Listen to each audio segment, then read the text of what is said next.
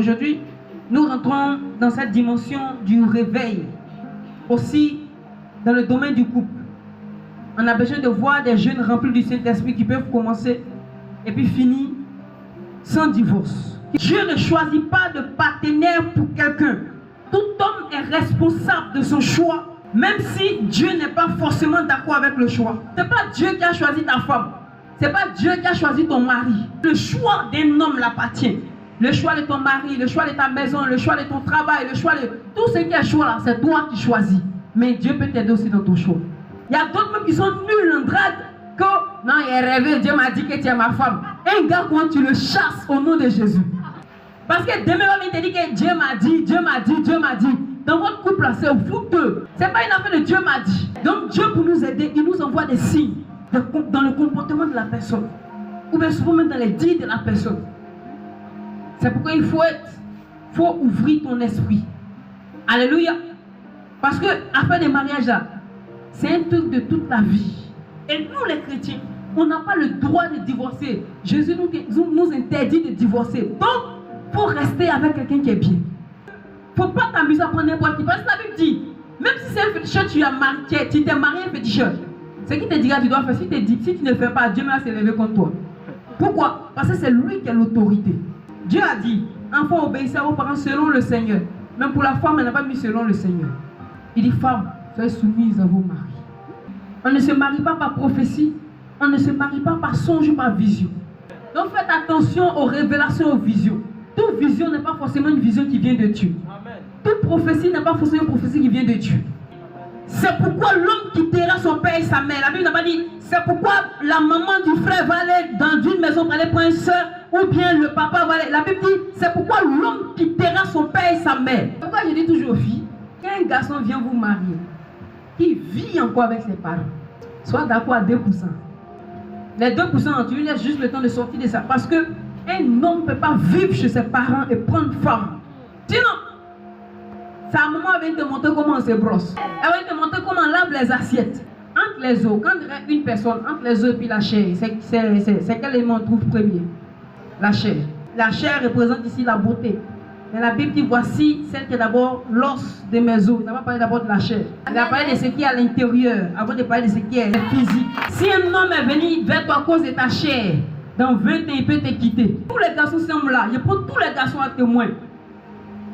Quand on veut se marier, non, il n'y a pas dit quand on veut jouer, je n'ai pas dit quand on veut avoir une copine pour se promener, les gens disent, ouais, ta voix est bien. Quand on veut se marier, on choisit quel genre de femme? Une femme qui a un bon comportement. Est-ce qu'elle pourra te conseiller? Est-ce qu'elle pourra te donner des conseils? Quand tu es mélangé, elle pourra te redresser. En fait, c'est ce genre de femme dont on a besoin pour se marier. Regardez quelque chose, la Bible dit, Dieu envoie la femme vers l'homme. Dieu ne donne pas la femme à l'homme, mais il envoie la femme vers l'homme. Quand il a envoyé la femme est venue vers l'homme. Et la femme a commencé à aider l'homme. Pendant qu'il a bout ici, il enlève les herbes. Avant, il était seul, il faisait peut-être beaucoup. Amen. Parce que Dieu a dit, il n'est pas bon que l'homme soit seul, il faut que j'envoie une aide semblable. Donc, dans l'esprit de Dieu, une aide. Donc, il a mis dans la femme une fonction pour aider l'homme. Donc, quand elle est venue, automatiquement, ça prie. Elle ramasse les feux. Donc, il regarde. Il la laisse là, c'est propre. Il vient la laisse là, c'est propre. Il dit, quand je marchais le singe au contraire, il faisait tomber les feux. Quand je marchais le lion passait son temps à dormir. Mais celle-là, quand je suis à elle, je sens que je suis à l'aise, je sens que les choses coulent. Elle fait pareil comme moi. Voici les os de mes os, la chair de ma chair. Elle ne me ressent pas seulement physiquement, mais elle me ressent aussi spirituellement. Amen. On l'appellera femme. Écoutez, il y a une différence entre les filles et les femmes. Une femme est une fille pour tout le monde, mais elle est une femme pour son mari. C'est-à-dire que la femme d'un seul gars. Le nom femme là, c'est un comportement. La mission de la femme envers l'homme, c'est de l'aider et d'être soumise. Point barre. La soumission, c'est avoir la stratégie. Tu peux faire pencher ton homme selon ce que tu veux avec la soumission. La soumission est une arme très efficace. Une femme vient pour aider. Une femme qui n'est pas capable, elle rentre dans ta vie là, tu dépenses, il faut la chasser. Mais une femme ambitieuse, qui te croise, déjà met la dans son petit business. Quand vous dépassez la phase de love, quand vous croisez, c'est chic. Amen. Vous causez. Mais après ça, il y a une phase où on commence à voir maintenant le caractère. Elle commence à te parler de business, elle commence à, même ton entreprise, elle commence à te parler de comment tu vas développer ton secteur, comment tu as fait ceci, comment tu as fait cela. Puis tu comprends que celle-là, il y a quelque chose sur sa vie. Une femme comme ça, ne la laisse pas partir. Fais tout pour qu'elle reste à côté de toi. Les femmes qui font avancer les rois, les femmes qui établissent les rois. Maintenant, la mission de l'homme envers la femme, c'est d'aimer l'amour. L'homme doit aimer sa femme comme Christ a aimé l'église. Vous savez comment Christ a aimé l'église? Un homme doit aimer sa femme plus que toute autre chose sur la terre. Un homme qui n'est pas capable d'entretenir une femme, c'est-à-dire, il est en train de draguer, puis dans chez lui, il ne paie pas ton transport. Il faut fuir un gars comme ça. Ce sont des signes.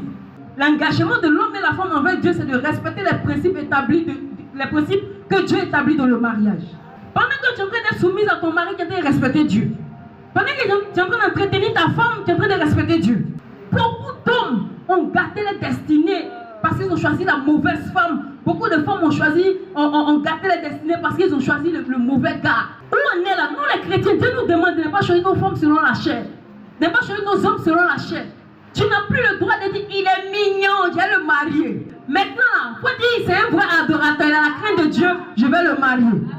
Pour chacun d'entre nous ici, Dieu a réservé une femme, un homme. Il ne faut pas te presser. Dieu te connaît, il t'a réservé une femme, un homme. Donc si il s'en va, laisse-le partir. Demandez à l'Éternel la pluie. Mais l'Éternel va vous produire quoi? Des éclairs. Les éclairs annoncent quoi? Alléluia. Donc quand il demande une chose à Dieu, Dieu ne donne pas la chose. Il donne des signes pour reconnaître la chose. Parce que, je vous dis toujours, Dieu aime que l'homme est responsable. Demandez la pluie à Dieu. Je vous enverrai les éclairs. Mais après ces éclairs-là, je vous enverrai la pluie en abondance. Pas qu'il demande la pluie, lui donne les éclairs, mais la pluie qu'il te donne, ce n'est pas la pluie qu'il t'a demandé, il te donne la pluie en abondance. C'est-à-dire quoi? L'homme qui va te demander ça, dépasser ton entendement. La femme qui va te demander ça, va te donner ça, dépasser ton entendement. Mais avant ça, qu'est-ce qu'il fait? Il t'envoie les signes. Une chrétienne, ma soeur, tu es là, mon frère, tu es là. Tu n'as pas le droit d'aller te marier à un gars qui est dans le monde. Comment Dieu va le changer, Dieu va le convertir. Jésus même a dit, les hommes de lumière ne peuvent pas aller se marier aux gens qui sont dans les ténèbres. Donc tu l'as connu dans le monde. Et tu viens avec lui à l'église, tranquille, il n'y a pas de problème. Demandez les signes à Dieu. Par rapport à cet homme-là, par rapport à cette femme-là. Demandez des signes à Dieu. Et Dieu va vous répondre.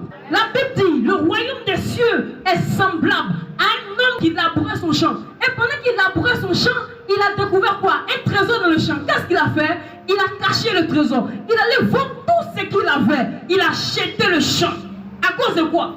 Du trésor. Tant qu'un homme ne t'a pas vu comme son trésor, il ne pourra jamais sacrifier des choses pour toi. La loi qu'il y a dans l'amour, c'est qu'on se sacrifie pour ce qu'on aime. Abraham aimait Dieu, il a sacrifié Isaac. Isaac aimait son père, il s'est sacrifié pour son père. Dieu a tant aimé le monde, il a donné. Alléluia. Mais ton gars là, il dit t'aime. Lui il chante, on est un poète, il fait le poète, il fait la poésie. Je t'aime, je t'aime. Le je t'aime rentre en vigueur à tout son sens lorsqu'il est accompagné des signes. Fatigué des je t'aime oratoires. En fait des je t'aime qui prouvent que vraiment tu m'aimes. Écoutez, les paroles passent, mais les actions restent. Une femme, le gars t'a dit, il était marié, tu prends tes bagages. Il n'a pas fait coco, il t'a pas content de vivre chez lui. Tu t'es condamné, tu as brisé ta destinée. Parce qu'il va se foutre de toi. Le royaume des cieux est semblable à un homme qui avait des perles. Alléluia.